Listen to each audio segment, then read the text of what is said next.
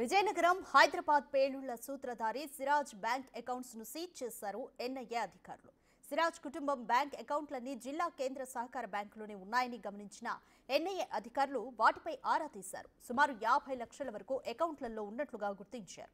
అంత అమౌంట్ ఎక్కడి నుంచి వచ్చిందనే దానిపైన ఆరా తీస్తున్నారు. సిరాజ్ అకౌంట్లో ఒకేసారి వేల కొద్దీ డబ్బు క్రెడిట్ అవ్వడం గుర్తించిన ఎన్ఐఏ అధికారులు వాటిపై కూడా ఆరా తీస్తున్నారు. ఇక దీనిపై మరింత సమాచారం మా ప్రతినిధి శివశంకర్ అందిస్తారు.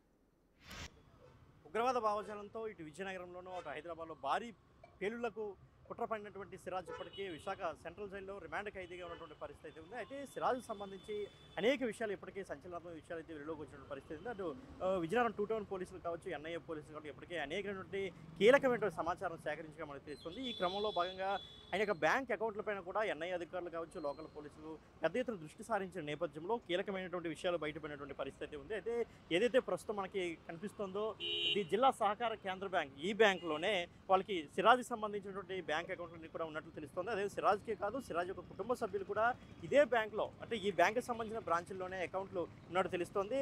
ఈ అకౌంట్లో నుంచే సిరాజ్కి అనేక ఫైనాన్షియల్ లావాదేవీలు కూడా జరిగినట్లయితే ఇప్పటికే ఎన్ఐఏ అధికారుల ద్వారా సమాచారం అందుతున్నటువంటి పరిస్థితి అయితే ఉంది. లక్షలాది రూపాయలు ట్రాన్సాక్షన్ జరిగాయి. అంటే ఎక్కువగా క్రెడిట్ అనేది ఎక్కువగా జరిగింది. అంటే ఒకేసారి 70,000 కావచ్చు, 80,000 కావచ్చు, లక్ష రూపాయలు కావచ్చు, కేవలం క్రెడిట్ మాత్రమే జరుగుతుంది. సిరాజ్ అకౌంట్ నుంచి డెబిట్స్ మాత్రం పెద్దగా కనిపించడం లేదు. అంటే అయితే ఈ అకౌంట్స్కి డబ్బులు ఎక్కడి నుంచి వస్తున్నాయి, ఇన్ని లక్షలాది రూపాయలు ఎక్కడి నుంచి సిరాజ్కి వస్తున్నాయి? ఎందుకంటే సిరాజ్ ఒక విద్యార్థిగా అక్కడ ఉంటున్నటువంటి పరిస్థితి. సిరాజ్ అక్కడ కోచింగ్ సెంటర్, అంటే గ్రూప్స్ కోచింగ్ అని చెప్పేసి హైదరాబాద్ ఉన్నటువంటి సిరాజ్కి ఇన్ని డబ్బులు లక్షలాది రూపాయలు ఎక్కడి నుంచి వస్తున్నాయి? అకౌంట్లో లక్షలాది రూపాయలు, అటు సుమారు 50 లక్షల రూపాయలకు పైగా ఉన్నట్టయితే మనకి సమాచారం అందుతున్న నేపథ్యంలో ఇన్ని లక్షల రూపాయలు ఎక్కడి నుంచి సిరాజ్కి వచ్చాయి? అదేవిధంగా కుటుంబ సభ్యులందరూ కూడా ఎందుకు కేవలం ఈ జిల్లా సహకార కేంద్ర బ్యాంకు బ్రాంచ్లను ఎందుకు ఎంచుకున్నారు? అందరూ నేషనలైజ్డ్ బ్యాంకులో ఎందుకు అమౌంట్ అంటే క్రెడిట్ చేయట్లేదు? ఎందుకు అక్కడ ఖాతాలు అక్కడ తెరవకుండా కేవలం ఈ జిల్లా కేంద్ర సహకార బ్యాంకులో మాత్రమే ఎందుకు ఖాతాలు తెరుస్తున్న దానిపై కూడా ఎన్ఐఏ పోలీసులు దర్యాప్తు చేస్తున్న పరిస్థితి ఉంది.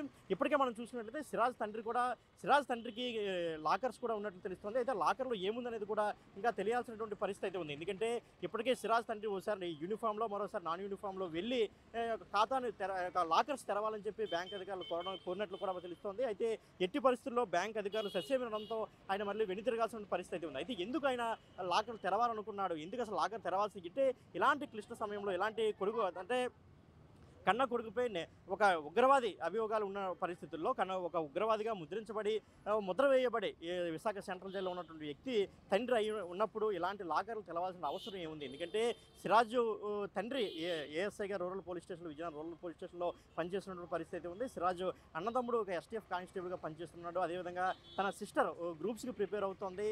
ఇలాంటి నేపథ్యంలో ఇంత ఫ్యామిలీ బ్యాక్గ్రౌండ్ ఉన్నటువంటి పరిస్థితి అయితే ఉంది. కానీ సిరాజ్ ఎందుకు ఉగ్రవాదిగా మారాలనుకున్నాడు? అయితే సిరాజ్ ఉగ్రవాదిగా మారాలనుకున్నప్పుడు సిరాజ్ వ్యక్తిత్వం ఏ విధంగా ఉండేది, ఇంట్లో ఏ విధంగా బిహేవ్ చేశాడు అనేది కూడా ఇప్పటికే తన తండ్రి రెహమాన్పై కూడా కొంత అనుమానం అయితే ఉంది. అంటే రెహమాన్కి పోలీసు డిపార్ట్మెంట్లో ఒక మంచి ట్రాక్ రికార్డ్ ఉన్నప్పటికీ కూడా ఎందుకు అంటే కొడుకు ఈ విధంగా చేస్తున్న, ఇంట్లో ఉన్నటువంటి కొడుకుని ఎందుకు వాళ్ళు అంటే అబ్జర్వ్ చేయలేదనేపై కూడా కొంత అనుమానాలు వ్యక్తమవుతున్న నేపథ్యంలో ఎందుకు సిరాజ్ తండ్రి రెహమాన్ బ్యాంకులో లాకర్లు ఓపెన్ చేయాలనుకున్నాడు? 2 సార్లు, అంటే అప్పటికి వద్దన్నప్పుడు కూడా రెండోసారి మళ్ళీ ఎందుకు ప్రయత్నించాడు? అసలు సిరాజ్ బ్యాంక్ అకౌంట్లోకి ఎంత అమౌంట్, ఒక లక్షలాది రూపాయల అమౌంట్ ఏ విధంగా వచ్చింది, ఏ విధంగా ట్రాన్స్ఫర్ అవుతుంది, ఎక్కడి నుంచి ట్రాన్స్ఫర్ అయ్యి నిధులు ఎలా సమీకరిస్తున్నాడు? అటు ముంబైలో ఉన్నటువంటి తన గ్రూప్ సభ్యుల నుంచి ఏమైనా సేకరిస్తున్నాడు, లేదంటే అటు తెలంగాణ, కర్ణాటక కావచ్చు, మహారాష్ట్ర ఈ ప్రాంతాల నుంచి వస్తున్నాయా, లేదంటే ఏదైతే తన ఉగ్రవాద సంస్థ సౌదీలో ఉందో అక్కడి నుంచి ఈ డబ్బులు సిరాజ్కి అమౌంట్ ఏమైనా క్రెడిట్ అవుతుందా?